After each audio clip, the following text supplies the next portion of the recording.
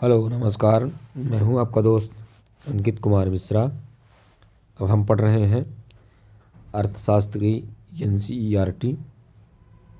तो दूसरा चैप्टर है हमारा और क्लास तीसरी है। तो संसाधन के रूप में लोग हमारे चैप्टर का शीर्षक है।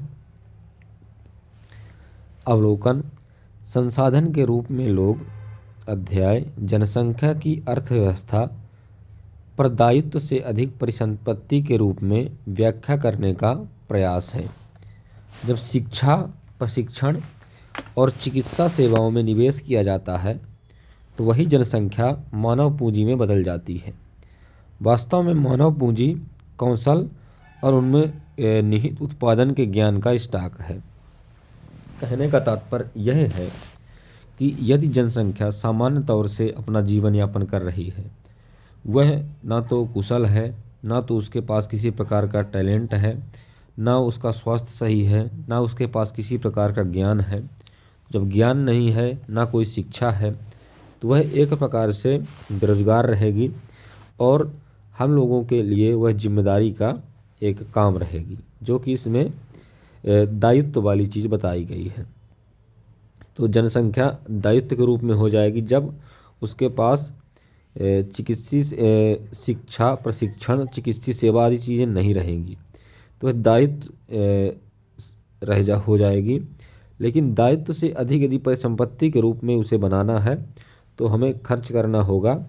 शिक्षा, प्रशिक्षण में, चिकित्सा सेवाओं में निवेश करना पड़ेगा, जिससे वही जनसंख्या मानव पूंजी में बदल जाएगी। वास्तव में मानव पूंजी कौशल और उसमें निहित उत्पादन के ज्ञान का स्टॉक है। ये इसमें कहा गया है, इसी को हम लोग पढ़ने वाले हैं। परिचय।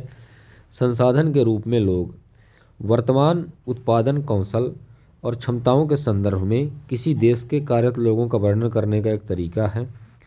वर्तमान उत्पादन कौशल और क्षमताओं के संदर्भ में किसी देश के कार्यरत लोगों का वर्णन करने का तरीका है। उत्पादक पहलू की दृष्टि से जनसंख्या पर विचार करना सकल राष्ट्रीय उत्पाद के सृजन में उनके योगदान की क्षमता पर बल देता है। दूसरे संसाधनों की भांति ही इसमें एक संसाधन है, एक मानव संसाधन। तो कहने का तात्पर्य यह है कि मानव पूंजी या जो जनसंख्या है, अगर उसमें सही प्रकार से निवेश किया जाए शिक्षा में, स्वास्थ्य में एवं उसके ज्ञान के बढ़ाने में, तो यह भी एक संसाधन के रूप में निखर कर आता है, उभर कर आता है। यह विशाल जनसंख्या एक सकारात्मक पहलू है, जिसे प्राय उस वक्त अनदेखा कर दिया जाता है जब हम इसे नकारात्मक पहलू से देखते हैं। अगर हम लोग सकारात्मक पहलू से देखेंगे तो यह हमारे लिए एक संसाधन का काम करेगी, एक पूंजी का कार्य करेगी। लेकिन अगर नकारात्मक पहलू से देखेंगे तो यह हमारे लिए एक जिम्मेदारी का काम होगी। नकारात्मक पहलू इसके कौन से हैं? जैसे भोजन, शिक्षा, स्वास्थ्य सुविधाओं की जनसंख्या तक पहुंच से संबंधित समस्याओं पर विचार करते समय जब जनसंख्या के नकारात्मक पहलू को देखा जाता है तो वह देखा जाता है कि उन्हें क्या भोजन दिया जाएगा, सबको भोजन मिल रहा कि नहीं, शिक्षा मिल रही है कि नहीं, स्वास्थ्य सुविधाएं मिल रही हैं कि नहीं। अगर हम लोग उनको जिम्मेदारी समझ रहे हैं तो ये चीज़ें हमें भार लगेंगी। लेकिन अगर उन्हें हम लोग संसाधन बनाना चाहते हैं तो ये चीज़ें हमें सकारात्मक लगेंगी और हमें ये लगेगा कि इनके माध्यम से ही बहुत कुछ संसाधन के रूप में हमको हो सकता है। जब इस विद्यमान मानव संसाधन को और अधिक शिक्षा और स्वास्थ्य दिया जाता है और उसके द्वारा विकसित किया जाता है तो उससे मानव पूंजी का निर्माण होता है, जो भौतिक पूंजी निर्माण की ही भांति देश में उत्पादक शक्ति में वृद्धि करता है। मानव पूंजी में निवेश शिक्षा, प्रशिक्षण, स्वास्थ्य सेवा के द्वारा भौतिक पूंजी की ही भांति प्रतिफल प्रदान करता है और अधिक शिक्षित या बेहतर प्रशिक्षित लोगों की उच्च उत्पादकता के कारण होने वाली अधिक आय और साथ ही अधिक स्वस्थ लोगों की उच्च उत्पादकता के रूप में इसे प्रत्यक्ष देखा जा सकता है। तो यदि हमारे पास जो मानव है, जो जनसंख्या है, उसे ठीक तरह से प्रशिक्षित किया जाए, शिक्षित किया जाए, उनके स्वास्थ्य का ध्यान रखा जाए, प्रशिक्षण दिया जाए, शिक्षा दी जाए, स्वास्थ्य सेवा दी जाए, तो एक प्रकार की पूंजी ही बन जाएगी जिसे मानव पूंजी कहते हैं और यह भौतिक पूंजी की ही तरह कार्य करेगी और जब वो अच्छे से कार्य करने लगेगी तो उसका जो रिजल्ट है वो हमें उत्पादकता में यानी उत्पादन में दिखेगा। तो यह चीज़ इसमें कही गई है। भारत की हरित क्रांति एक नाटकीय उदाहरण है कि किस प्रकार बेहतर उत्पादन प्रौद्योगिकी के रूप में अधिक ज्ञान रूपी आगत दुर्लभ भूमि संसाधन की उत्पादकता में तीव्र वृद्धि ला सकता है। भारत में सूक्ष्म सूचना प्रौद्योगिकी में क्रांति एक आश्चर्यजनक उदाहरण है। भौतिक मशीनरी तथा प्लांट की अपेक्षा मानव पूंजी के महत्व ने किस प्रकार स्थान प्राप्त कर लिया है। तो हरित क्रांति के माध्यम से हमने यह समझा कम जमीन है, लेकिन उसमें जब हम 10 कुंटल गेहूँ उगा रहे थे तो हरित क्रांति के माध्यम से हमने उसी ज़मीन पे 20 कुंटल गेहूँ उगाना प्रारंभ कर दिया। तो यह क्या हुआ? क्योंकि हम लोगों को इस चीज़ की जानकारी मिली प्रौद्योगिकी के माध्यम से, उत्पादन प्रौद्योगिकी के रूप में। तो यह दुर्लभ भूमि से हम लोगों ने उत्पादकता में वृद्धि लाई। तो यही चीज़ मानव के साथ भी हो सकती है। अगर उसे प्रौद्योगिकी दी जाए, उसे शिक्षा दी जाए, प्रशिक्षण दिया जाए, तो यह भौतिक मशीनरी की तरह ही मानव पूंजी भी कार्य करने लगेगी और हमें फ़ायदा पहुंचाने लगेगी। और ये चीज़ें योजना आयोग भारत सरकार के द्वारा चीज़ कही गई है। और संसाधन के रूप में लोग, हाँ, लेकिन अब नकारात्मक पहलू क्या होता है? लेकिन यह आवश्यक नहीं है कि एक विशाल जनसंख्या देश के लिए दायित्व ही हो। जैसे जनसंख्या को बोझ समझा जाता है कि बहुत सारी जनसंख्या हमारे पास हो चुकी है तो हमें उसकी जिम्मेदारी उठानी पड़ेगी, सबको भोजन बराबर देना पड़ेगा, सबके लिए स्वास्थ्य कहाँ से आए, सबके लिए प्रशिक्षण कहाँ से आए। तो नकारात्मक पहलू हम लोग अगर देख रहे हैं तो हमें यह भार लगेगा, बोझ लगेगा। लेकिन अगर मानव पूंजी में निवेश किया जाए, मानव पूंजी में निवेश द्वारा इसे एक उत्पादक परिसंपत्ति में बदला जा सकता है। उदाहरण के लिए सबके लिए शिक्षा और स्वास्थ्य, आधुनिक प्रौद्योगिकी के प्रयोग में, औद्योगिक और कृषि श्रमिकों के प्रशिक्षण में उपयोगी वैज्ञानिक अनुसंधान आदि पर संसाधनों के व्यय द्वारा। तो ये चीज़ हमने पढ़ ली, बार बार इसको रिपीट नहीं करते हैं। इसमें दो उदाहरण दिए गए हैं, उनको पढ़ लेते हैं। निम्नलिखित 2 उदाहरण स्पष्ट करते हैं कि लोग अधिक उत्पादक संसाधन बनने का प्रयास करते हैं। शकल की कहानी। 2 मित्र बिलास और शकल एक ही गांव सेमापुर में रहते थे। शकल की आयु 12 वर्ष की थी। उसकी माँ शीला घर का कामकाज देखती थी। उसके पिता बूटा चौधरी खेत में काम करते थे। शकल घर के कामकाज में अपनी माँ की मदद करता था। वह अपने छोटे भाई जीतू और बहन सीतू की भी देखभाल करता था। उसके चाचा श्याम ने मैट्रिक की परीक्षा पास की थी, लेकिन वह घर में बेकार बैठा था क्योंकि उसे कोई नौकरी नहीं मिली। बूटा और शीला चाहते थे कि उनका बेटा शकल पढ़े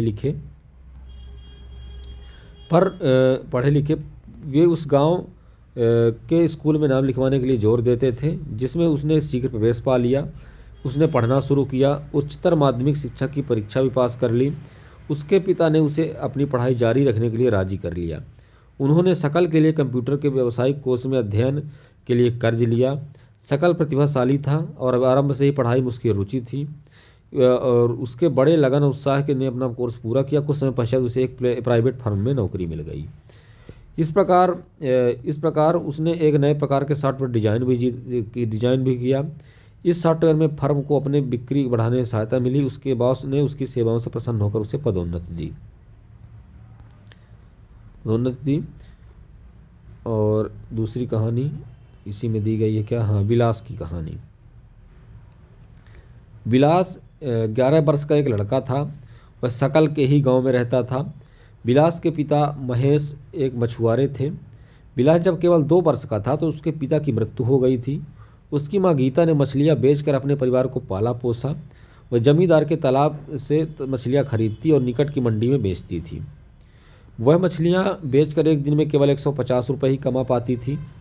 विलास गठिया का रोगी बन गया। उसकी माँ के पास इतने पैसे नहीं थे कि वह उसे किसी डॉक्टर को दिखा पाती। वह स्कूल भी नहीं जा सका। उसकी पढ़ाई में रुचि नहीं थी। वह खाना पकाने में अपनी माँ की मदद करता था, अपने छोटे भाई की मोहन की देखभाल करता।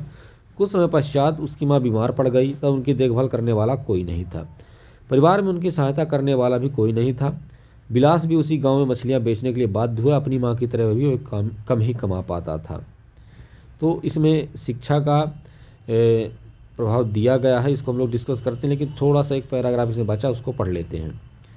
उच्च आय से न केवल अधिक शिक्षित और अधिक स्वस्थ लोगों को लाभ मिलता है, बल्कि समाज को भी अप्रत्यक्ष तरीकों से लाभ होता है, क्योंकि अधिक शिक्षित, अधिक स्वस्थ जनसंख्या का लाभ उन लोगों तक पहुंचता है जो प्रत्यक्ष स्वयं रूप से उतने शिक्षित नहीं हैं। उतनी स्वस्थ सेवाएं उन्हें प्रदान नहीं की गई हैं। वास्तव में मानव एक पूंजी की तरह से अन्य संसाधनों जैसे भूमि, भौतिक पूंजी से श्रेष्ठ है, क्योंकि मानव संसाधन भूमि और पूंजी का उपयोग कर सकता है। भूमि और पूंजी अपने आप उपयोगी नहीं हो सकते। अनेक दशकों से भारत में विशाल जनसंख्या को एक परिसंपत्ति की अपेक्षा एक दायित्व माना जा रहा है। वही चीज़ यहाँ पर कही गई है, यदि शिक्षा प्रशिक्षण लोगों को मिल रहा है तो एक अच्छी मानव पूंजी के रूप में वो बनकर उभरेंगे और उन लोगों को भी लाभ पहुँचाएंगे जो शिक्षित नहीं हैं। तो ये चीज़ इसमें कही गई है। और सकल विलास की कहानी हम लोगों ने देखा कि जहाँ एक सकल है वो पढ़ लिख कर अच्छी कमाई करने लगा, लेकिन विलास जो कि पढ़ाई लिखाई नहीं कर पाया मजबूरियों के कारण, तो वो अपने पुराने कामों में ही लगा रह गया। ये चीज़ यहाँ पर कही जा रही है। इन दोनों व्यक्तियों के अध्ययन से हमने देखा कि सकल स्कूल जाता था जबकि विलास स्कूल नहीं गया। सकल शारीरिक रूप से हष्टपुष्ट था, उसे बार बार डॉक्टर के पास जाने की आवश्यकता नहीं पड़ती थी। विलास गठिया का रोगी था, उसके यहाँ डॉक्टर के पास जाने के साधन नहीं थे। सकल ने कंप्यूटर में डिग्री प्राप्त की, सकल को एक प्राइवेट फर्म में नौकरी भी मिल गई। विलास वही काम करता रहा जो उसकी माँ करती थी।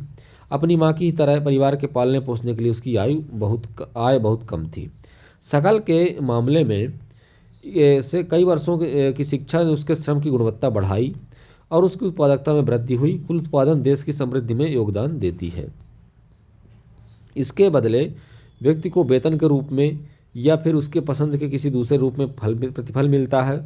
विलास को उसके जीवन के आरंभिक भाग में कोई शिक्षा, स्वास्थ्य सेवा नहीं मिल सकी। वो अपनी माँ की ही भांति मछलियाँ बेचकर अपना जीवन यापन करता, इसलिए वह अपनी माँ की ही तरह अकुशल श्रमिक का वेतन पाता। मानव संसाधन में शिक्षा और चिकित्सा सेवा के द्वारा निवेश में भविष्य में उच्च प्रतिफल प्राप्त हो सकते हैं। लोगों में यह निवेश भूमि और पूंजी के निवेश में की ही तरह है। एक बच्चा भी जिसकी शिक्षा, स्वास्थ्य और निवेश पर किया गया है, भविष्य में उच्च आय और समाज को बृहत योगदान के रूप में अधिक प्रतिफल दे सकता है।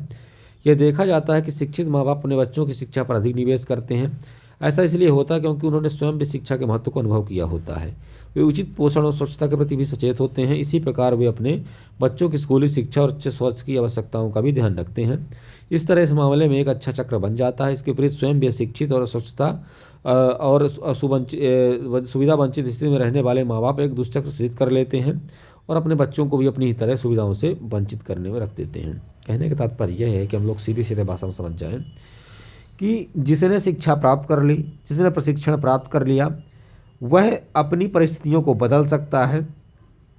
लेकिन जिसने पढ़ाई नहीं की, जिसको शिक्षा का मौका नहीं मिला, प्रशिक्षण का मौका नहीं मिला, तो वह अपने पुराने कार्यों की ही तरह, अपने माता पिता की ही तरह कम वेतन में, कम आय में ही गुजारा कर रहा है। इसमें यह चीज़ कही गई है। तो चलिए इस भाग को यहीं पर समाप्त करते हैं। हम लोग अगले भाग में फिर मिलते हैं। तो इसी भाग को हम लोग, इसी अध्याय को हम लोग कंटिन्यू करेंगे। तब तक के लिए धन्यवाद। आपका दिन शुभ हो।